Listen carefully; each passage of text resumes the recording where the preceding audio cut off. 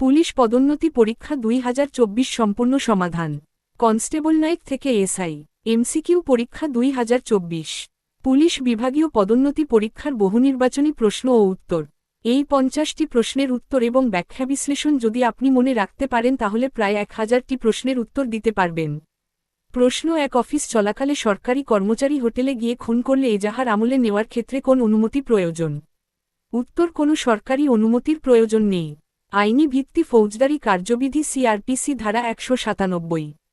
ব্যাখ্যা ধারা 197 শুধুমাত্র সরকারি দায়িত্ব পালনকালীন কাজে প্রযোজ্য। হোটেলে গিয়ে খুন করা দাপ্তরিক দায়িত্বের অংশ নয়, তাই সরকারি অনুমোদন ছাড়াই এজাহার আমলে নেওয়া যাবে। সম্ভাব্য প্রশ্ন: ধারা 197 কখন প্রযোজ্য? শুধুমাত্র সরকারি দায়িত্ব পালনকালীন কাজে। সিআরপিসি ধারা 197 অনুমোদনকে দেন সরকার বা নিয়োগকর্তা কর্তৃপক্ষ। সরকারি কর্মচারীর ব্যক্তিগত কাজে ধারা 197 প্রযোজ্য না। ধারা 197 এর উদ্দেশ্য সৎ কর্মকর্তাকে হয়রানিমূলক মামলা থেকে রক্ষা করা। অফিস সময়ে ব্যক্তিগত অপরাধ কি সুরক্ষিত না সুরক্ষা নেই? প্রশ্ন 2, শিশু আইন 2013 অনুযায়ী শিশুকে? উত্তর, 18 বছরের কম বয়সী যে কোনো ব্যক্তি। আইনি ভিত্তি শিশু আইন 2013 ধারা 4। ব্যাখ্যা ধারা 4 অনুযায়ী লিঙ্গ নির্বিশেষে 18 বছরের কম বয়সী যে কোনো ব্যক্তি শিশু হিসেবে গণ্য এবং এই আইনের বিশেষ সুরক্ষার আওতাভুক্ত। সম্ভাব্য প্রশ্ন: শিশু আইন 2013 মোট ধারা কত? 102টি। শিশু অপরাধীকে কোথায় রাখা হয়? শিশু উন্নয়ন কেন্দ্রে। শিশু আদালতের বিচারককে বিশেষভাবে নিযুক্ত জুডিশিয়াল ম্যাজিস্ট্রেট। শিশু বিচারের মূলনীতি কি? সংশোধন, কল্যাণ ও পুনর্মিলন। কিশোর অপরাধ বলতে কি বোঝায়? 18 বছরের কম বয়সীদের অপরাধমূলক কাজ। প্রশ্ন 3, থানার সাধারণ ডায়েরি যথাযথভাবে লেখা হয়েছে কি না দেখার দায়িত্ব কার? উত্তর, অফিসার ইনচার্জ ওসি। আইনি ভিত্তি পুলিশ বিধিমালা পিআরবি বিধি 243। ব্যাখ্যা পিআরবি বিধি 243 অনুযায়ী থানার সাধারণ ডায়েরি জিডি সঠিকভাবে লেখা হচ্ছে কি না তা প্রতিদিন পরীক্ষা করে স্বাক্ষর করার দায়িত্ব একচেটিয়াভাবে অফিসার ইনচার্জের। সম্ভাব্য প্রশ্ন: সাধারণ ডায়েরির পূর্ণ ইংরেজি নাম জেনারেল ডায়েরি জিডি। জিডিতে কোন বিষয় লিপিবদ্ধ হয়? থানায় সংঘটিত সব ঘটনা ও কার্যক্রম। ওসির অনুপস্থিতিতে জিডিকে যাচাই করেন দায়িত্বপ্রাপ্ত ভারপ্রাপ্ত কর্মকর্তা।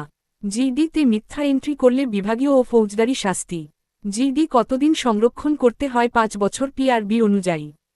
প্রশ্ন 4, গ্রেফতারি পরোয়ানায় এনআইআর সঙ্গে কোন বিবরণী দাখিল করা বাধ্যতামূলক? উত্তর, বিস্তারিত বর্ণনামূলক তালিকা ডেসক্রিপটিভ রোল ডিআর। আইনি ভিত্তি পুলিশ বিধিমালা পিআরবি পরোয়ানা বিধি। ব্যাখ্যা, গ্রেফতারি পরোয়ানা কার্যকর না হওয়ায় এনআইআর নন এক্সিকিউশন রিপোর্ট দাখিলের সময় আসামির শারীরিক বিবরণ সম্বলিত ডেসক্রিপটিভ রোল বাধ্যতামূলকভাবে আদালতে পেশ করতে হয়। সম্ভাব্য প্রশ্ন: এনআইআর এর পূর্ণ রূপ নন এক্সিকিউশন রিপোর্ট। এনআইআর কোথায় জমা দেওয়া হয়? সংশ্লিষ্ট আদালতে। ডেসক্রিপটিভ রোলে কি থাকে? আসামির উচ্চতা, রং, বিশেষ চিহ্ন ইত্যাদি। পরোয়ানা কার্যকর হলে কোন প্রতিবেদন? Execution reporter. পরোয়ানা কতদিনের মধ্যে কার্যকর না হলে? এনআইআর নির্ধারিত তারিখের মধ্যে। প্রশ্ন 5, রাষ্ট্রদ্রোহিতার অপরাধে প্রাথমিক তদন্তকারী কর্মকর্তা কোন পদমর্যাদার হওয়া উচিত? উত্তর, ইন্সপেক্টর বা তার উপরের পদমর্যাদার কর্মকর্তা। আইনি ভিত্তি দণ্ডবিধি ধারা 124 ক পিআরবি বিধি। ব্যাখ্যা, দণ্ডবিধি ধারা 124কে রাষ্ট্রদ্রোহিতা অত্যন্ত সংবেদনশীল ও গুরুতর অপরাধ। পিআরবি বিধি অনুযায়ী এ ধরনের মামলার তদন্তে কমপক্ষে ইন্সপেক্টর পদমর্যাদার অভিজ্ঞ কর্মকর্তা নিয়োগ করা আবশ্যক। সম্ভাব্য প্রশ্ন: রাষ্ট্রদ্রোহিতার সর্বোচ্চ শাস্তি যাবজ্জীবন কারাদণ্ড ধারা 124 ক। এই মামলা কোন আদালতে বিচার হয়? দায়রা আদালতে। রাষ্ট্রদ্রোহিতা জামিনযোগ্য কি না? জামিন অযোগ্য।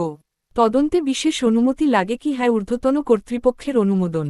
ধারা 124 ক কি কাজ অপরাধ মনে করে? সরকারের বিরুদ্ধে ঘৃণা অবজ্ঞা সৃষ্টি। অনুপ্রেরণামূলক বাণী। লক্ষ্য স্থির রাখো, পথ কঠিন হলেও থামো না। প্রতিটি প্রশ্নের উত্তর তোমার সাফল্যেরই, তুমি তোমার ভবিষ্যতের স্থপতি। প্রশ্ন 6, জেলা আদেশ বহিতে দস্তখত করার দায়িত্ব কার? উত্তর, পুলিশ সুপারিনটেনডেন্ট এসপি। আইনি ভিত্তি পিআরবি বিধি 11। ব্যাখ্যা, পিআরবি বিধি 11 অনুযায়ী জেলার আইনশৃঙ্খলা ও পুলিশ পরিচালনা সংক্রান্ত নির্দেশনা সম্বলিত ডিস্ট্রিক্ট অর্ডার বুকে পুলিশ সুপারিনটেনডেন্ট স্বাক্ষর করেন। সম্ভাব্য প্রশ্ন: জেলা আদেশ বহি কোথায় সংরক্ষিত হয়? এসপি অফিস ও প্রতিটি থানায়। থানা আদেশ বহিতে স্বাক্ষর করেন কে? Officer in charge. প্রাবের পূর্ণ নাম পুলিশ রেগুলেশনস বেঙ্গল। জেলা আদেশ বহিতে কি থাকে? পুলিশের প্রশাসনিক ও কর্মপরিচালনা নির্দেশনা। এসপি কার কাছে দায়বদ্ধ? পুলিশের মহাপরিদর্শক আইজিপি। প্রশ্ন 7, অস্থাবর সম্পত্তির জবরদখল ক্ষতির ক্ষতিপূরণ মামলায় গ্রাম আদালতের সর্বোচ্চ এখতিয়ার কত? উত্তর ৭৫,০৭৫,০০০ টাকা। আইনি ভিত্তি গ্রাম আদালত আইন ২০০৬ সংশোধনী ২০১৩। ব্যাখ্যা গ্রাম আদালত আইন ২০০৬ এর সংশোধনী ২০১৩ অনুযায়ী অস্থাবর সম্পত্তির ক্ষতি বা জবরদখল মামলায় গ্রাম আদালতের আর্থিক এখতিয়ার সর্বোচ্চ ৭৫,০০০ টাকা পর্যন্ত বিস্তৃত। সম্ভাব্য প্রশ্ন: গ্রাম আদালত কোথায় গঠিত হয়? ইউনিয়ন পরিষদ কার্যালয়ে। গ্রাম আদালতের চেয়ারম্যান কে? ইউনিয়ন পরিষদের চেয়ারম্যান। গ্রাম আদালতে মোট সদস্য কত? ৫ জন। গ্রাম আদালতের রায়ের বিরুদ্ধে আপিল সহকারী জজ আদালতে। গ্রাম আদালত কোন ধরনের মামলা নিষ্পত্তি করে? নির্দিষ্ট দেওয়ানি ও ফৌজদারি মামলা। প্রশ্ন ৮ রাজসাক্ষীদের জীবনযাপন ও আচরণ সম্পর্কে কতদিন পরপর তদন্ত রিপোর্ট দিতে হয়? উত্তর ৬ মাস পরপর। আইনি ভিত্তি পিআরবি রাজসাক্ষী বিধিমালা। ব্যাখ্যা পিআরবি বিধি অনুযায়ী রাজসাক্ষীর অ্যাপ্রুভ জীবনযাপন ও আচরণ পর্যবেক্ষণ করে সংশ্লিষ্ট কর্মকর্তাকে প্রতি ৬ মাস অন্তর ঊর্ধ্বতন কর্তৃপক্ষের কাছে তদন্ত প্রতিবেদন পাঠাতে হবে। সম্ভাব্য প্রশ্ন: রাজসাক্ষী অ্যাপ্রুভকে যে আসামি অন্য আসামির বিরুদ্ধে সাক্ষ্য দেয়, রাজসাক্ষীর সাক্ষ্য একমাত্র প্রমাণ হিসেবে যথেষ্ট না সমর্থনকারী সাক্ষ্য প্রয়োজন? রাজসাক্ষীকে ক্ষমাকে করেন সরকার বা আদালত? সির্পকের কোন ধারায় রাজসাক্ষীর বিধান? ধারা ৩৩৭। রাজসাক্ষীকে কোথায় রাখা হয়? সুরক্ষিত হেফাজতে। প্রশ্ন ৯ পেনাল কোড ৩৮৫ ধারার মামলায় কোন উপাদান থাকতে হবে? উত্তর ভয়ভীতি প্রদর্শন চাঁদাবাজির অভিপ্রায় উভয় উপাদান। আইনি ভিত্তি দণ্ডবিধি ধারা ৩৮৫। ব্যাখ্যা দণ্ডবিধির ধারা ৩৮৫ অনুযায়ী চাঁদাবাজির উদ্দেশ্যে ভয়ভীতি প্রদর্শন অপরাধে কাউকে ক্ষতির ভয় দেখানো এবং চাঁদাবাজির অভিপ্রায় উভয় উপাদান একসাথে থাকা আবশ্যক। সম্ভাব্য প্রশ্ন: চাঁদাবাজির মূল সংজ্ঞা কোন ধারায়? ধারা ৩৮৩। ধারা ৩৮৪ এর শাস্তি কি ৩ বছর কারাদণ্ড বা জরিমানা বা উভয়? ও ৩৮৬ ধারার পার্থক্য? ৩৮৫ সাধারণ ভয়, ৩৮৬ মৃত্যু গুরুতর আঘাতের ভয়। ধারা ৩৮৮ কি ভয়ভীতি দেখিয়ে যাবজ্জীবন পর্যন্ত শাস্তির মামলা? ধারায় জামিন পাওয়া যায় না, জামিন অযোগ্য। প্রশ্ন ১০ মিথ্যা তথ্য দিয়ে অন্যকে নাজেহাল করলে দণ্ডবিধির কোন ধারায় অপরাধ হবে? উত্তর দণ্ডবিধির ধারা ১৮২। আইনি ভিত্তি দণ্ডবিধি ধারা ১৮২। ব্যাখ্যা দণ্ডবিধির ধারা ১৮২ অনুযায়ী সরকারি কর্মচারীকে মিথ্যা তথ্য দিয়ে অন্য ব্যক্তির ক্ষতি করতে প্ররোচিত করলে ৬ মাস কারাদণ্ড বা ১,০০০ টাকা জরিমানা বা উভয় দণ্ড হবে। সম্ভাব্য প্রশ্ন: মিথ্যা এজাহারের ধারা কোনটি? ধারা ২১১। মিথ্যা সাক্ষ্যের ধারা কোনটি? ধারা ১৯৩ পারজুরি। ধারা ১৮২ আপোষযোগ্য। হ্যাঁ। মিথ্যা তথ্যে পুলিশকে বিভ্রান্ত করলে ধারা ১,৭৬,১৭৭। ধারা ১৮২ ও ধারা ২১১ এর পার্থক্য: ১৮২ সরকারি কর্মচারীকে মিথ্যা তথ্য, ২১১ মিথ্যা অভিযোগ দায়ের। অনুপ্রেরণামূলক বাণী। পরিশ্রম কখনো বিফল হয় না। আজকের প্রতিটি প্রশ্নের উত্তর তোমার আগামীর উজ্জ্বল ক্যারিয়ারের ভিত্তি। থামো না, এগিয়ে যাও। প্রশ্ন ১১ অবৈধ অবরোধ কি? উত্তর কাউকে নির্দিষ্ট সীমার বাইরে যেতে না দেওয়া। আইনি ভিত্তি দণ্ডবিধি ধারা ৩৪০। ব্যাখ্যা দণ্ডবিধির ধারা ৩৪০ অনুযায়ী অবৈধ অবরোধ রংফুল কনফাইনমেন্ট হল কোনো ব্যক্তিকে এমনভাবে সীমাবদ্ধ রাখা যাতে সে নির্দিষ্ট সীমার বাইরে যেতে না পারে যেখানে যাওয়ার তার অধিকার আছে। সম্ভাব্য প্রশ্ন: অবৈধ বাধা রংফুল রিস্ট্রেইন্ট কোন ধারায়? ধারা ৩৩৯। দুটির মূল পার্থক্য: বাধা চলাচলে বাধা, অবরোধ নির্দিষ্ট সীমায় আটক। অবৈধ অবরোধের শাস্তি ধারা ৩৪২ ১ বছর ১,০০০ টাকা বা উভয়। গোপন স্থানে অবরোধে শাস্তি ধারা ৩৪৬ ৩ বছর পর্যন্ত। অবৈধ অবরোধ জামিনযোগ্য? হ্যাঁ, সাধারণ ক্ষেত্রে। প্রশ্ন ১২ পুলিশ অফিসার কোন আইন অনুযায়ী লাইসেন্স ছাড়া পিস্তল ব্যবহার করতে পারেন? উত্তর অস্ত্র আইন ১৮৭৮, আর্মস অ্যাক্ট ১৮৭৮। আইনি ভিত্তি আর্মস অ্যাক্ট ১৮৭৮ ধারা ১৭। ব্যাখ্যা আর্মস অ্যাক্ট ১৮৭৮ এর ধারা ১৭ অনুযায়ী পুলিশ অফিসাররা সরকারি দায়িত্ব পালনকালে সরকার সরবরাহকৃত অস্ত্র ব্যক্তিগত লাইসেন্স ছাড়াই বহন ও ব্যবহার করতে পারেন। সম্ভাব্য প্রশ্ন: ব্যক্তিগত অস্ত্র লাইসেন্স কে দেন? জেলা ম্যাজিস্ট্রেট। আর্মস অ্যাক্ট কত সালের? ১৮৭৮ সালের। অস্ত্র আইন লঙ্ঘনে সর্বোচ্চ শাস্তি যাবজ্জীবন কারাদণ্ড। সামরিক বাহিনীও ছাড় পায়? হ্যাঁ, একই আইনে। অস্ত্র লাইসেন্সের মেয়াদ কত? ৩ বছর। প্রশ্ন ১৩ দাঙ্গার ক্ষেত্রে কোনটি সঠিক নয়? উত্তর দাঙ্গার জন্য মাত্র ৪ জন হলেই যথেষ্ট, এটি সঠিক নয়। আইনি ভিত্তি দণ্ডবিধি ধারা ১৪১ ১৪৬। ব্যাখ্যা দণ্ডবিধির ধারা ১৪১ ও ১৪৬ অনুযায়ী দাঙ্গার জন্য কমপক্ষে ৫ জন সদস্যের বেআইনি সমাবেশ প্রয়োজন, মাত্র ৪ জনে দাঙ্গা হয় না। সম্ভাব্য প্রশ্ন: দাঙ্গার রায়টিং শাস্তি ধারা ১৪৭ ২ বছর জরিমানা বা উভয়। মারাত্মক অস্ত্রসহ দাঙ্গার শাস্তি ধারা ১৪৮ ৩ বছর পর্যন্ত। বেআইনি সমাবেশ ছত্রভঙ্গ না হলে ধারা ১৫১ অনুযায়ী সদস্যরা গ্রেফতারযোগ্য। ধারা 149 কি সাধারণ উদ্দেশ্যে সদস্যদের যৌথ দায়বদ্ধতা? দাঙ্গায় নেতার বিশেষ দায়? হ্যাঁ, ধারা 150 অনুযায়ী অতিরিক্ত দায়। প্রশ্ন 14 অবৈধ অস্ত্র তল্লাশির সময় কোন পদমর্যাদার পুলিশ অফিসারের উপস্থিতি প্রয়োজন? উত্তর সাব ইন্সপেক্টর এসআই বা তার উপরের পদের কর্মকর্তা। আইনি ভিত্তি আর্মস অ্যাক্ট 1878 ওপিআরবি বিধি তল্লাশি বিধান। ব্যাখ্যা অস্ত্র আইন ওপিআরবি বিধি অনুযায়ী অবৈধ অস্ত্রের তল্লাশি পরিচালনার জন্য কমপক্ষে সাব ইন্সপেক্টর সি পদমর্যাদার কর্মকর্তার নেতৃত্বে তল্লাশি পরিচালনা করতে হবে। সম্ভাব্য প্রশ্ন গৃহে তল্লাশিতে কি দরকার? ম্যাজিস্ট্রেটের পরোয়ানা বা বিশেষ পরিস্থিতি? তল্লাশিতে স্থানীয় সাক্ষী রাখতে হয়? হ্যাঁ, সম্মানিত স্থানীয় ব্যক্তি। তল্লাশির তালিকাকে কি বলে? জব্দ তালিকা, সিজার লিস্ট। মহিলার দেহ তল্লাশি করবেন কে? মহিলা পুলিশ অফিসার। তল্লাশির রিপোর্ট কোথায় যায়? ম্যাজিস্ট্রেটের কাছে, সিআরপিসি ধারা 103। প্রশ্ন 15 কেস ডায়েরি কতক্ষণ পর্যন্ত গোপন দলিল হিসেবে গণ্য হবে? উত্তর মামলা চূড়ান্তভাবে নিষ্পত্তি না হওয়া পর্যন্ত। আইনি ভিত্তি ফৌজদারি কার্যবিধি, সিআরপিসি ধারা 172। ব্যাখ্যা সিআরপিসি ধারা 172 অনুযায়ী কেস ডায়েরি সম্পূর্ণ গোপনীয় দলিল আসামি বা তার আইনজীবী এটি দেখার অধিকার রাখেন না এবং মামলা সম্পূর্ণ নিষ্পত্তি না হওয়া পর্যন্ত এটি গোপনীয় থাকে।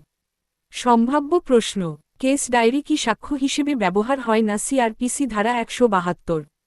আদালত কেস ডায়েরি কোন উদ্দেশ্যে দেখতে পারে? তদন্তকারীর স্মৃতি তাজা করতে।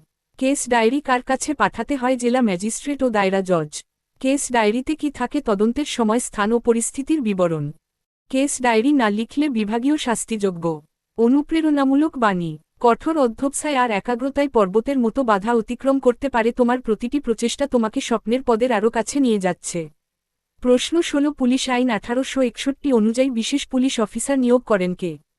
উত্তর জেলা ম্যাজিস্ট্রেট। আইনি ভিত্তি পুলিশ আইন 1861 ধারা 17। ব্যাখ্যা পুলিশ আইন 1861 এর ধারা 17 অনুযায়ী জেলার বিশেষ পরিস্থিতিতে শান্তিশৃঙ্খলা রক্ষার প্রয়োজনে জেলা ম্যাজিস্ট্রেট বিশেষ police officer, special police officer নিয়োগের ক্ষমতা রাখেন। সম্ভাব্য প্রশ্ন পুলিশ আইন 1861 কত ধারা বিশিষ্ট? 37 ধারা। ইন্সপেক্টর জেনারেলকে নিয়োগ করেন সরকার। বিশেষ পুলিশ অফিসারের ক্ষমতা কি সাধারণ পুলিশের সমতুল্য? ভিলেজ চৌকিদার নিয়োগ করেন কে? জেলা ম্যাজিস্ট্রেট। পুলিশ আইন 1861 কবে কার্যকর হয়? 1861 সালের 22 মার্চ।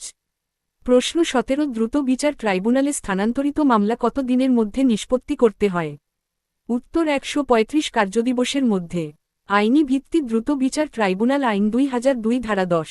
ব্যাখ্যা দ্রুত বিচার ট্রাইব্যুনাল আইন 2002 এর ধারা 10 অনুযায়ী ট্রাইব্যুনালে মামলা স্থানান্তরের তারিখ থেকে 135 কার্যদিবসের মধ্যে বিচারকাজ সম্পন্ন করতে হবে। সম্ভাব্য প্রশ্ন দ্রুত বিচার ট্রাইব্যুনাল আইন কত সালের? 2002 সালের। কোন মামলা ট্রাইব্যুনালে যায়? নির্দিষ্ট গুরুতর অপরাধের মামলা। ট্রাইব্যুনালে বিচারক কে? সরকার নিযুক্ত বিশেষ বিচারক। মামলা স্থানান্তরের ক্ষমতা কার? সরকার। হাইকোর্ট। রায়ের বিরুদ্ধে আপিল কোথায়? হাইকোর্ট বিভাগে। প্রশ্ন 18 কোন আইনের অধীন সব অপরাধ জামিন অযোগ্য? উত্তর নারী ও শিশু নির্যাতন দমন আইন 2000। আইনি ভিত্তি নারী ও শিশু নির্যাতন দমন আইন 2000 ধারা 19। ব্যাখ্যা নারী ও শিশু নির্যাতন দমন আইন 2000 এর ধারা 19 অনুযায়ী এই আইনের অধীনে সংঘটিত সকল অপরাধ জামিন অযোগ্য, নন বেলেবল ও আমলযোগ্য, কগনিজেবল। সম্ভাব্য প্রশ্ন এই আইনের মামলা কোন আদালতে? নারী ও শিশু নির্যাতন দমন ট্রাইব্যুনাল। সর্বোচ্চ শাস্তি মৃত্যুদণ্ড ধর্ষণজনিত মৃত্যুর ক্ষেত্রে। তদন্ত কত দিনে শেষ? 30 কার্যদিবসের মধ্যে। মিথ্যা মামলার শাস্তি সমপরিমাণ শাস্তির বিধান রয়েছে। এই আইনে ডিএনএ পরীক্ষা বাধ্যতামূলক। হ্যাঁ, ধর্ষণ মামলায়। প্রশ্ন 19 জাতীয় জরুরি সেবা 999 নীতিমালা অনুযায়ী সেবা প্রদানের মাধ্যমে নিষ্পত্তি হওয়া কলকে কি বলা হয়? উত্তর ক্লোজড কল, ক্লোজড কল, নিষ্পত্তিকৃত কল। আইনি ভিত্তি জাতীয় জরুরি সেবা 999 নীতিমালা। ব্যাখ্যা 999 জরুরি সেবা নীতিমালা অনুযায়ী যে কলে সেবা প্রদানের মাধ্যমে ঘটনা সমস্যা সম্পূর্ণ নিষ্পত্তি করা হয়েছে তাকে ক্লোজড কল বলে, অনিষ্পত্তিকৃত কলকে ওপেন কল বলা হয়। সম্ভাব্য প্রশ্ন অ্যাবান্ডন্ড কল বলতে কি বোঝায়? সংযোগের পূর্বেই বিচ্ছিন্ন হয়ে যাওয়া কল। সেবায় কোন তিনটি বাহিনী যুক্ত? পুলিশ, ফায়ার সার্ভিস ও অ্যাম্বুলেন্স। মিথ্যা কল করলে কোন আইনে শাস্তি? টেলিযোগাযোগ আইন ও ফৌজদারি বিধান। সেবা কার তত্ত্বাবধানে? বাংলাদেশ পুলিশ, স্বরাষ্ট্র মন্ত্রণালয়। সেবা চালু হয় কত সালে? 2017 সালের 12 ডিসেম্বর। প্রশ্ন 20 ঢাকা মেট্রোপলিটন পুলিশ অধ্যাদেশ 1976 অনুযায়ী কখন পুলিশ বিনা পরোয়ানায় গ্রেফতার করতে পারে? উত্তর যোগ্য কগনিজেবল অপরাধ সংঘটনকালে বা সংঘটনের যুক্তিসঙ্গত সন্দেহে। আইনি ভিত্তি ডিএমপি অধ্যাদেশ 1976 ধারা 50, ফৌজদারি কার্যবিধি ধারা 54। ব্যাখ্যা ডিএমপি অধ্যাদেশ 1976 ধারা 50 ও সিআরপিসি ধারা 54 অনুযায়ী পুলিশ কোনো যোগ্য অপরাধের সন্দেহভাজন ব্যক্তিকে বৈধ পরোয়ানা ছাড়া গ্রেফতার করতে পারে। সম্ভাব্য প্রশ্ন, যোগ্য অপরাধ কাকে বলে যে অপরাধে পুলিশ বিনা পরোয়ানায় গ্রেফতার করতে পারে? সিআরপিসি তফসিল। গ্রেফতারের পর কতক্ষণে ম্যাজিস্ট্রেটের কাছে হাজির করতে হয়? 24 ঘণ্টার মধ্যে। সংবিধান অনুচ্ছেদ 33। অজ্ঞ অপরাধে গ্রেফতার করতে কি লাগে? আদালতের পরোয়ানা। সিআরপিসি ধারা 155। ডিএমপি অধ্যাদেশ কত সালের? 1976 সালের। বিনা পরোয়ানায় গ্রেফতারের পর গ্রেফতারকৃতকে কার কাছে সোপর্দ করতে হয়? নিকটতম ম্যাজিস্ট্রেটের কাছে। প্রশ্ন 21 কোনটি মাধ্যমিক সাক্ষ্য হিসেবে গণ্য হবে? উত্তর মূল দলিলের প্রত্যয়িত অনুলিপি সার্টিফাইড কপি। আইনি ভিত্তি সাক্ষ্য আইন 1872 ধারা 63। ব্যাখ্যা সাক্ষ্য আইনের ধারা 63 অনুযায়ী মূল দলিলের প্রত্যয়িত অনুলিপি যন্ত্রের সাহায্যে তৈরি অনুলিপি এবং মূল দলিলের মৌখিক বিবরণ মাধ্যমিক সাক্ষ্যের অন্তর্ভুক্ত। সম্ভাব্য প্রশ্ন, প্রাথমিক সাক্ষ্য কাকে বলে? মূল দলিল আদালতে উপস্থাপন করলে। ধারা 62। মাধ্যমিক সাক্ষ্য কখন গ্রহণযোগ্য? মূল দলিল পাওয়া না গেলে। ধারা 65। প্রত্যয়িত অনুলিপি কে দিতে পারেন? সরকারি দায়িত্বপ্রাপ্ত কর্মকর্তা। বৈদ্যুতিন রেকর্ড কোন ধারায় সাক্ষ্য হিসেবে গ্রহণযোগ্য? সাক্ষ্য আইনের ধারা 65 ক। মূল দলিল নষ্ট হলে কি করতে হবে? মাধ্যমিক সাক্ষ্য উপস্থাপনের অনুমতি চাইতে হবে। ধারা 65। প্রশ্ন 22 পেনাল কোড অনুযায়ী কোন আঘাত গুরুতর আঘাত নয়? উত্তর সাধারণ ক্ষত। সিম্পল হার্ট, যা স্থায়ী ক্ষতি বা দীর্ঘমেয়াদী অক্ষমতা সৃষ্টি করে না। আইনি ভিত্তি দণ্ডবিধি ধারা 3,19,320।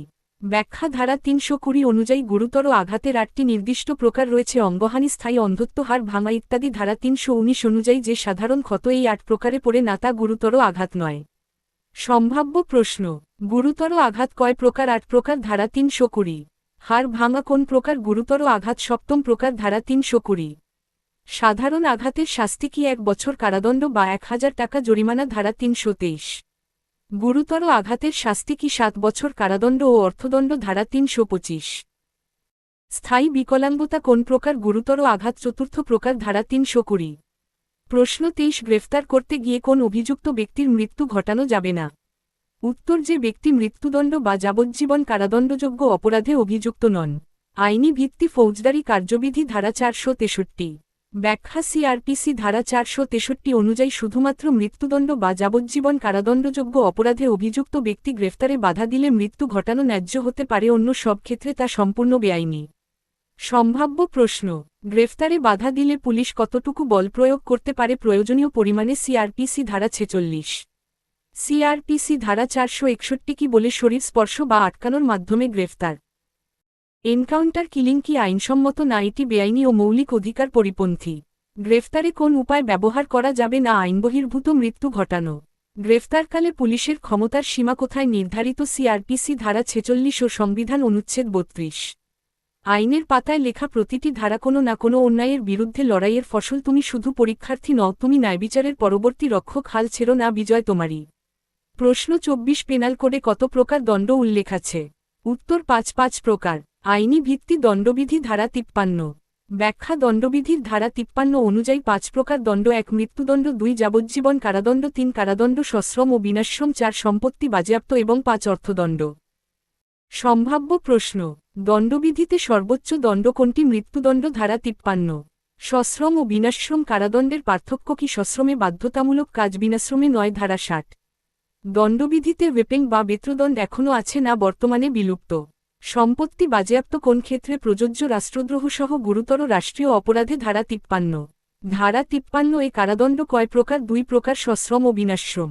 প্রশ্ন 25 মানব পাচার প্রতিরোধ ও দমন আইন অনুযায়ী প্রতিরোধমূলক তল্লাশির প্রতিবেদন কত ঘণ্টার মধ্যে ম্যাজিস্ট্রেটের কাছে পাঠাতে হয়?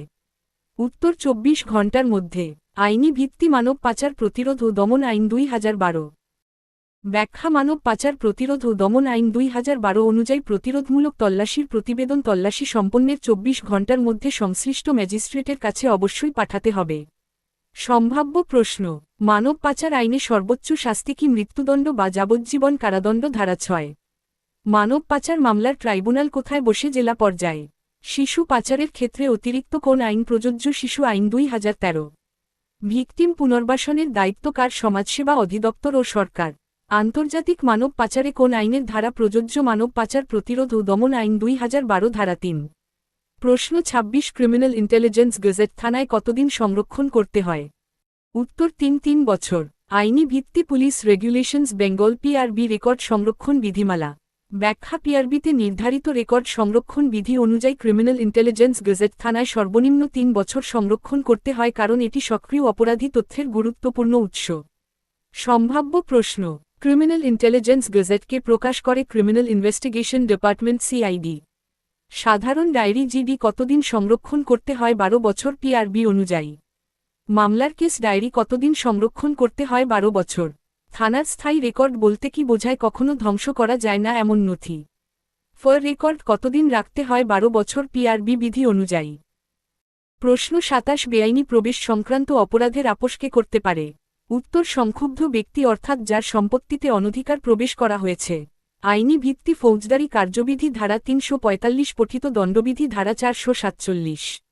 ব্যাখ্যা সিআরপিসি ধারা ৩৪৫ অনুযায়ী বেআইনি প্রবেশ ক্রিমিনাল ট্রেসপাস একটি আপোষযোগ্য অপরাধ এবং যার সম্পত্তিতে প্রবেশ করা হয়েছে কেবল সেই সংক্ষুব্ধ ব্যক্তিই আপোষ করার অধিকার রাখেন। সম্ভাব্য প্রশ্ন: বেআইনি প্রবেশের শাস্তি কি ৩ মাস কারাদণ্ড বা ৫০০ টাকা জরিমানা? পিসি ধারা ৪৪৭।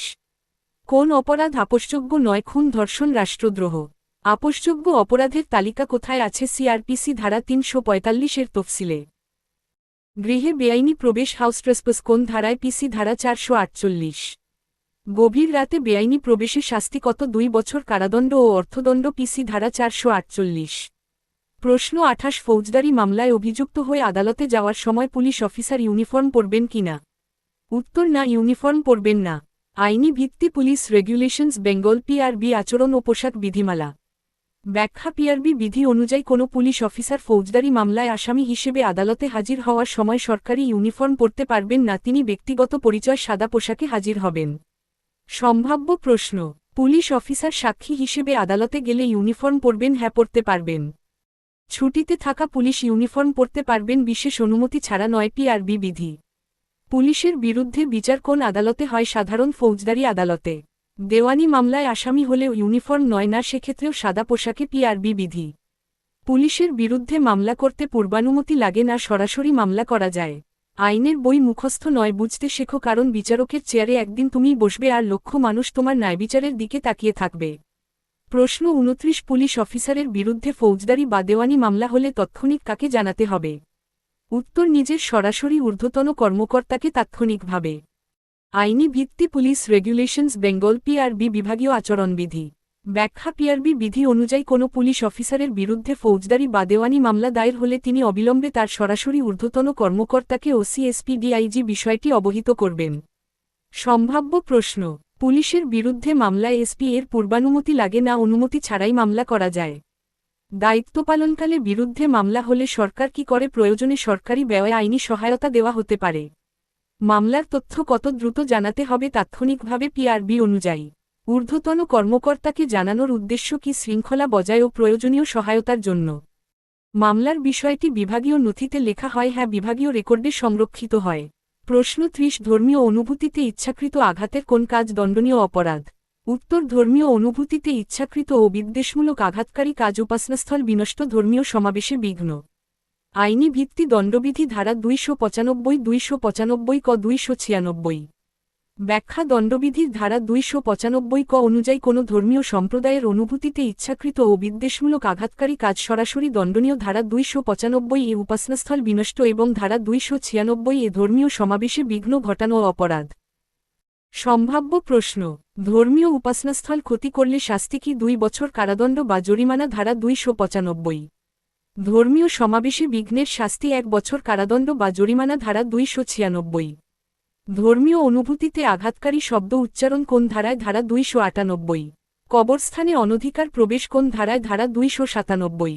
ধারা ২৯৫ ক এর শাস্তি কত? ২ বছর কারাদণ্ড বা জরিমানা বা উভয়। প্রশ্ন ৩১ কোন ক্ষেত্রে স্বীকারোক্তি অপ্রাসঙ্গিক হবে? উত্তর প্রলোভন, ভয় বা প্রতিশ্রুতির মাধ্যমে করা স্বীকারোক্তি। আইনি ভিত্তি সাক্ষ্য আইন ১৮৭২ ধারা ২৪। ব্যাখ্যা সাক্ষ্য আইনের ধারা ২৪ অনুযায়ী কর্তৃত্ববান ব্যক্তির প্রলোভন, ভয় বা প্রতিশ্রুতির কারণে প্রদত্ত স্বীকারোক্তি সম্পূর্ণ অপ্রাসঙ্গিক ও অগ্রহণযোগ্য। এছাড়া ধারা ২৫ অনুযায়ী পুলিশ কর্মকর্তার কাছে করা স্বীকারোক্তিও অগ্রহণযোগ্য। সম্ভাব্য প্রশ্ন: পুলিশকে করা স্বীকারোক্তি কোন ধারায় অগ্রহণযোগ্য? ধারা 25। পুলিশ হেফাজতে করা স্বীকারোক্তি কোন ধারায়? ধারা 26। ম্যাজিস্ট্রেটের সামনে স্বীকারোক্তি গ্রহণযোগ্য? সিআরপিসি ধারা 164। সহ আসামির স্বীকারোক্তি কোন ধারায় প্রাসঙ্গিক? ধারা 30। স্বীকারোক্তি প্রত্যাহার করলে কি হয়? আদালত সত্যতা যাচাই করে বিবেচনা করেন। প্রশ্ন 32 বাংলাদেশের বাসিন্দা নন এমন ব্যক্তির মুচলেকার ক্ষেত্রে জামিনদার কে হবেন?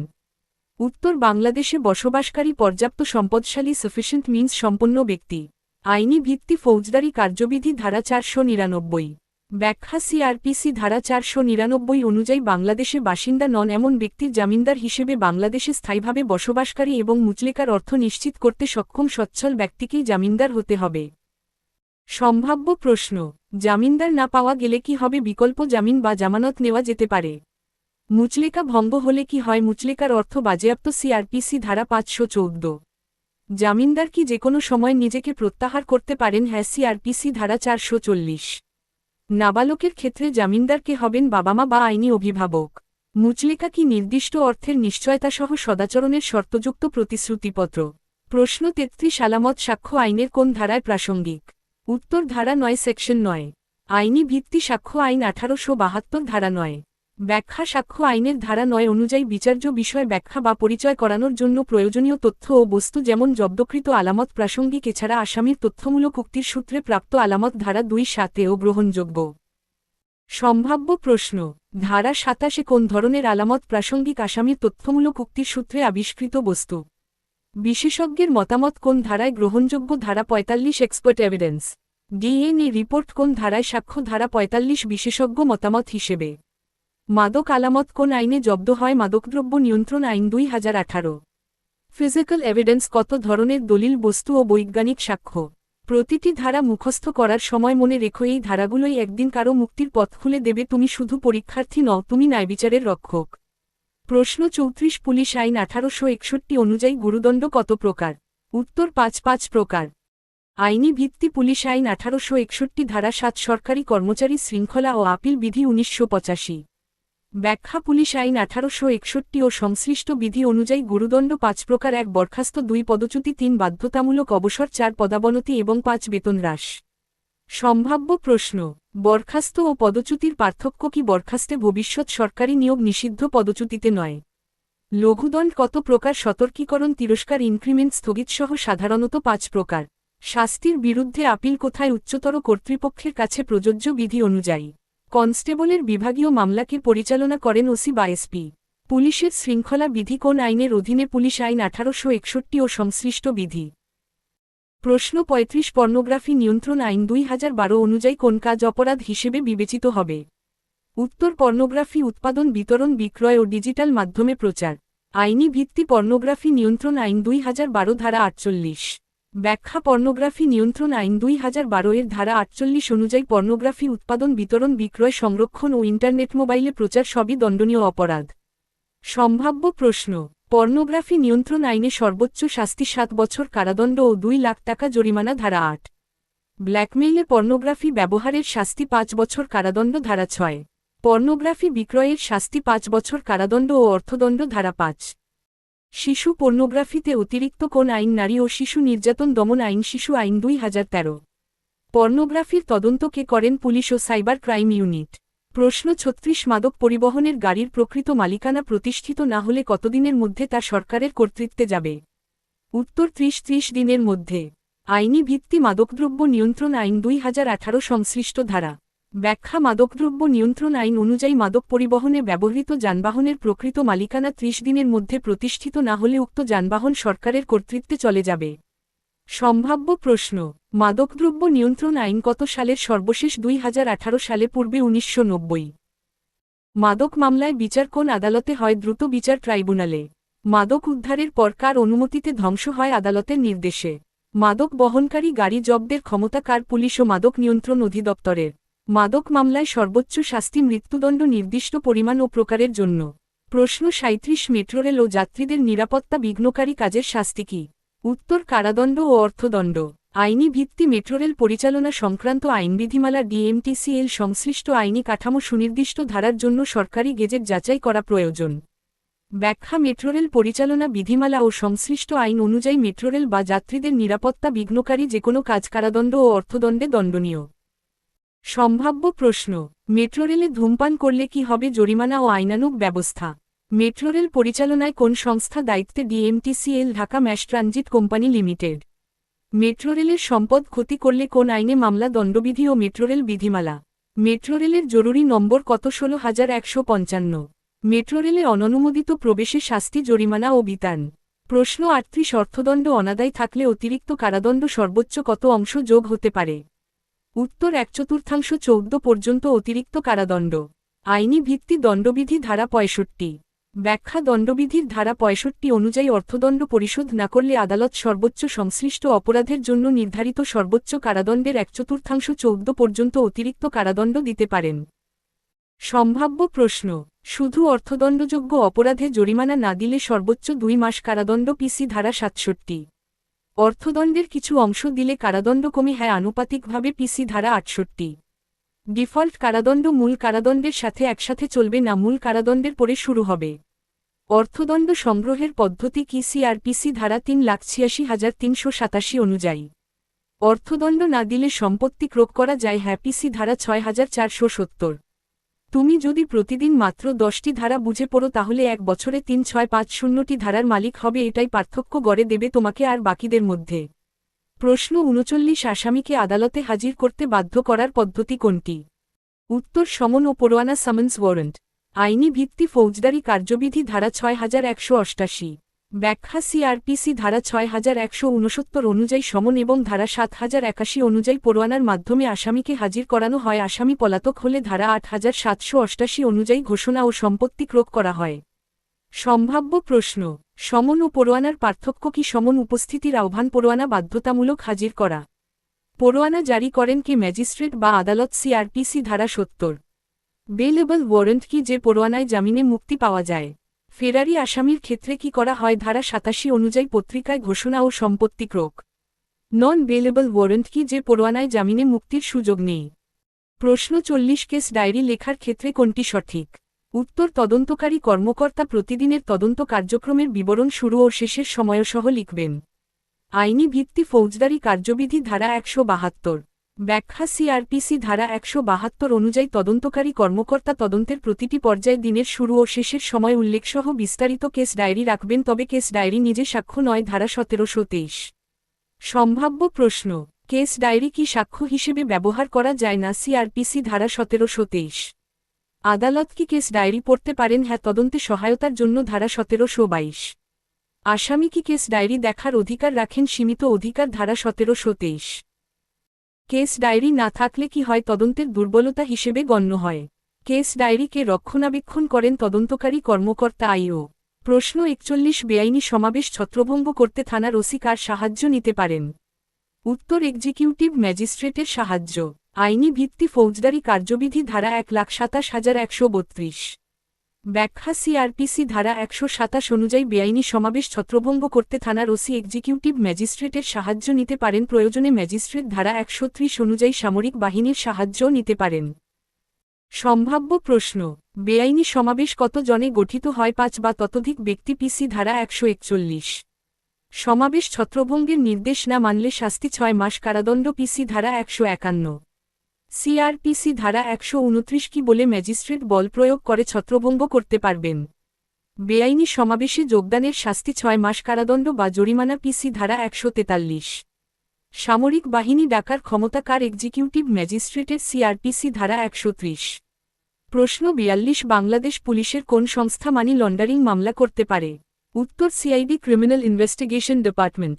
আইনি ভিত্তি মানি লন্ডারিং প্রতিরোধ আইন 2012 ধারা 26। ব্যাখ্যা মানি লন্ডারিং প্রতিরোধ আইন 2012 এর ধারা 26 অনুযায়ী এই আইনের অধীনে অপরাধ তদন্তের জন্য সিআইডি, ক্রিমিনাল ইনভেস্টিগেশন ডিপার্টমেন্ট বা সরকার কর্তৃক নির্ধারিত বিশেষ পুলিশ ইউনিট দায়িত্বপ্রাপ্ত।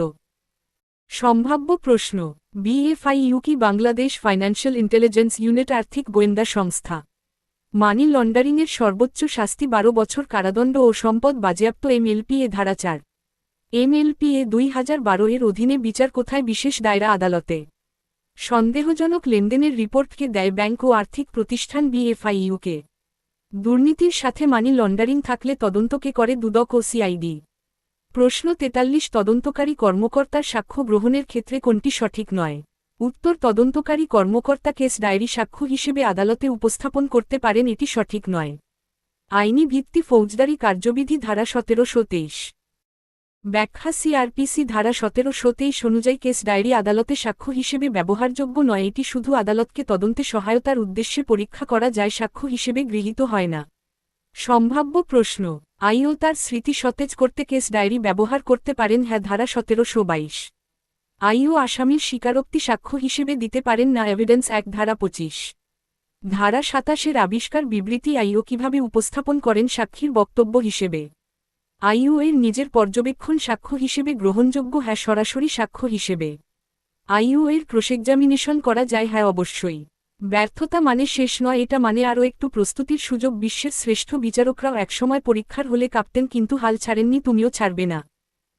প্রশ্ন ৪৪ প্রকাশ্য স্থানে ২ বা ততোধিক লোক মারামারি করে শান্তিভঙ্গ করলে কি দণ্ড হবে? উত্তর ১ মাস কারাদণ্ড অথবা ১০০ টাকা অর্থদণ্ড অফ্রে। আইনি ভিত্তি দণ্ডবিধি ধারা ১৬০। ব্যাখ্যা দণ্ডবিধির ধারা ১৬০ অনুযায়ী প্রকাশ্য স্থানে ২ বা ততোধিক ব্যক্তি পরস্পর মারামারি করে শান্তিভঙ্গ করলে তা আফ্রে গঠন করে এবং এর শাস্তি ১ মাস কারাদণ্ড বা ১০০ টাকা অর্থদণ্ড অথবা উভয়। সম্ভাব্য প্রশ্ন আফ্রে ও রায়ট এর পার্থক্য কি? আফ্রে ২ জন ধারা ১৫৯, রায়ট ৫ জন ধারা ১৪৬। রায়ট এর সর্বোচ্চ শাস্তি ২ বছর কারাদণ্ড বা জরিমানা ধারা ১৪৭। অস্ত্রসহ রায়ট এ শাস্তি ৩ বছর কারাদণ্ড বা জরিমানা ধারা ১৪৮। ধারা ১৫৮ কি উল্লেখ আছে বেআইনি সমাবেশে ভাড়া করা লোকের শাস্তি? আফ্রে আপোষযোগ্য অপরাধ? হ্যাঁ, সিআরপিসি ধারা ৩৪৫ তফসিল। প্রশ্ন ৪৫ বিকাশে ভুলে জমা হওয়া টাকা ফেরত দিতে অস্বীকার করলে অপরাধ কি হবে? উত্তর অসৎ উদ্দেশ্যে আত্মসাৎ, ডিসঅনেস্ট মিসঅ্যাপ্রোপ্রিয়েশন অফ প্রপার্টি। আইনি ভিত্তি দণ্ডবিধি ধারা ৪০৩। ব্যাখ্যা দণ্ডবিধির ধারা ৪০৩ অনুযায়ী ভুলক্রমে বা দুর্ঘটনাবশত অন্যের সম্পদ হাতে এলে তা না ফিরিয়ে অসৎভাবে ব্যবহার করা দণ্ডনীয়। বিকাশে ভুলে আসা অর্থ ফেরত না দেওয়া এই ধারার আওতায় পড়ে। সম্ভাব্য প্রশ্ন ধারা ৪০৩ এর শাস্তি কি ২ বছর কারাদণ্ড বা অর্থদণ্ড বা উভয়? ক্রিমিনাল ব্রিচ অফ ট্রাস্ট কোন ধারায়? ধারা ৪,৫,৪০৬। প্রতারণা চিটিং কোন ধারায়? ধারা ৪,১৫,৪১৭। ডিজিটাল প্রতারণায় কোন আইনে মামলা? আইসিটি অ্যাক্ট ও দণ্ডবিধি উভয়েই। অপব্যয় ও আত্মসাতের পার্থক্য? অপব্যয়ে নিজের সম্পদ, আত্মসাতে অন্যের সম্পদ। প্রশ্ন ৪৬ বস্তির কুড়েঘর থেকে মাদকসহ বিক্রেতা গ্রেফতারের ঘটনায় কোনটি সাক্ষ্য হিসেবে উপস্থাপনযোগ্য? উত্তর কোনটি নয়? আইনি ভিত্তি এভিডেন্স অ্যাক্ট ১৮৭২ ধারা ৫ অনুযায়ী কেবল ফ্যাক্টস এন্ড ইস্যু ও রেলেভেন্ট ফ্যাক্টস সম্পর্কে সাক্ষ্য দেওয়া যায়। প্রদত্ত এমসিকিউ সেটেও সঠিক উত্তর কোনটি নয় দেওয়া আছে। Bangladesh legal information system act. এক লাইনের ব্যাখ্যা বস্তির সাধারণ ছবি ভিডিও বস্তিবাসীর জীবনযাত্রা বা পূর্বের মাদক উদ্ধারের ইতিহাস ঘটনাটির সরাসরি বিচার্য প্রাসঙ্গিক ঘটনা নয়, তাই উপস্থাপনযোগ্য নয়। সম্ভাব্য প্রশ্ন সাক্ষ্য কেবল কোন বিষয়ের উপর দেওয়া যায়? বিচার্য বিষয় ও প্রাসঙ্গিক ঘটনা। অপ্রাসঙ্গিক ঘটনা কি সাক্ষ্য হিসেবে গ্রহণযোগ্য না? এভিডেন্স অ্যাক্ট অনুযায়ী প্রাসঙ্গিকতার মূল ধারা কোনটি? ধারা ৫। প্রশ্ন ৪৭ কোন ব্যক্তির ক্ষেত্রে সদাচরণের মুচলেকা আদায় করা যায়? উত্তর ক, খ ও গ উল্লিখিত সকল ক্ষেত্রে। আইনি ভিত্তি ফৌজদারি কার্যবিধি ১৮৯৮ ধারা ১০৮, ১০৯ ও ১১০, বিশেষত ধারা ১০৯ এ জীবিকার প্রকাশ্য ব্যবস্থা নেই এমন সন্দেহভাজন ব্যক্তি এবং ধারা ১১০ এ হ্যাবিচুয়াল অফেন্ডার এর কাছ থেকে সদাচরণের মুচলেকার বিধান আছে। Bangladesh legal information system ২। এক লাইনের ব্যাখ্যা সদাচরণের মুচলেকা সাধারণভাবে যেকোনো ব্যক্তির কাছ থেকে নয়, বরং সিটসে নির্দিষ্ট শ্রেণীর সন্দেহভাজন অভ্যাসগত রাষ্ট্রবিরোধী কার্য সম্পর্কিত ব্যক্তির ক্ষেত্রে আদায় করা যায়। সম্ভাব্য প্রশ্ন ভবঘুরে ও সন্দেহভাজন ব্যক্তির মুচলেকা কোন ধারায়? সিআরপিসি ধারা ১০৯। অভ্যাসগত অপরাধীর সদাচরণের মুচলেকা কোন ধারায়? সিআরপিসি ধারা ১১০। রাষ্ট্রদ্রোহমূলক বিষয় প্রচারকারীর ক্ষেত্রে কোন ধারা? সিআরপিসি ধারা ১০৮। প্রশ্ন ৪৮ ফৌজদারি কার্যবিধি অনুযায়ী নালিশ বলতে কি বোঝায়? উত্তর ম্যাজিস্ট্রেটের নিকট দাখিলকৃত লিখিত বা মৌখিক অভিযোগ। আইনি ভিত্তি ফৌজদারি কার্যবিধি ১৮৯৮ ধারা ৪১ কমপ্লেন্ট বা নালিশ হল ম্যাজিস্ট্রেটকে ব্যবস্থা গ্রহণের উদ্দেশ্যে মৌখিক বা লিখিত অভিযোগ, তবে পুলিশ রিপোর্ট নয়। বাংলাদেশ এক লাইনের ব্যাখ্যা নালিশ ম্যাজিস্ট্রেটের নিকট করা অভিযোগ, থানায় দাখিলকৃত পুলিশ রিপোর্ট নালিশের অন্তর্ভুক্ত নয়। সম্ভাব্য প্রশ্ন নালিশ কি মৌখিক হতে পারে? হ্যাঁ। নালিশ কি লিখিত হতে পারে? হ্যাঁ। পুলিশ রিপোর্ট কি নালিশ না? প্রশ্ন ৪৯ সাক্ষ্য আইন অনুযায়ী কোনটি সঠিক নয়? উত্তর স্বীকৃত বিষয় প্রমাণ করার প্রয়োজন আছে। আইনি ভিত্তি এভিডেন্স অ্যাক্ট ১৮৭২ ধারা ৫৮ অনুযায়ী অ্যাডমিটেড ফ্যাক্টস বা স্বীকৃত বিষয় প্রমাণের প্রয়োজন নেই প্রদত্ত এমসিকিউ সেটেও এটিকেই সঠিক নয় বলা হয়েছে। এক লাইনের ব্যাখ্যা পক্ষগণ কোনো বিষয় স্বীকার করলে তা আলাদাভাবে প্রমাণ করতে হয় না, তাই স্বীকৃত বিষয় প্রমাণ করার প্রয়োজন আছে, বক্তব্যটি ভুল। সম্ভাব্য প্রশ্ন: স্বীকৃত বিষয় প্রমাণের প্রয়োজন আছে কিনা? অ্যাডমিটেড ফ্যাক্টস বিষয়ে এভিডেন্স অ্যাক্টের ধারা কোনটি? ধারা ৫৮। মৌখিক সাক্ষ্য অবশ্যই কেমন হতে হবে? প্রত্যক্ষ, ধারা ৬০। প্রশ্ন ৫০ জনসাধারণের সঙ্গে আচরণ সংক্রান্ত বিষয় পিআরবির কোন প্রবিধানে উল্লেখ আছে? উত্তর প্রবিধান ৩৩। আইনি ভিত্তি পুলিশ রেগুলেশনস বেঙ্গল পিআরবি প্রবিধান ৩৩ জনসাধারণের সঙ্গে পুলিশের আচরণ সম্পর্কিত বিষয় পিআরবি ৩৩-এ উল্লেখ আছে। এক লাইনের ব্যাখ্যা পুলিশের জনসাধারণের প্রতি ভদ্র, নম্র, শোভন ও দায়িত্বশীল আচরণের নীতিগত নির্দেশনা পিআরবি প্রবিধান ৩৩-এ পাওয়া যায়। সম্ভাব্য প্রশ্ন: জনসাধারণের সঙ্গে পুলিশের আচরণ কোন পিআরবি প্রবিধানে? প্রবিধান ৩৩। পুলিশের আচরণ কেমন হওয়া উচিত? ভদ্র, নম্র ও শোভন। জনবান্ধব পুলিশিংয়ের মূল ভিত্তি কি? সেবা শৃঙ্খলা ও দায়িত্ববোধ। মোটিভেশনাল কোট: প্রতিদিন ৫টা প্রশ্ন ভালোভাবে বুঝে পড়লে পরীক্ষার হলে ৫০টা প্রশ্নের ভয় কমে যায়। ধারার সাথে প্রস্তুতি নাও, সফলতা তোমার দিকেই আসবে।